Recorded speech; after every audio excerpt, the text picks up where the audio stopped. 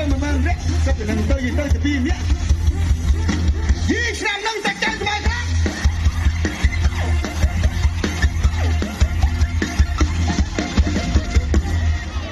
អរគុណ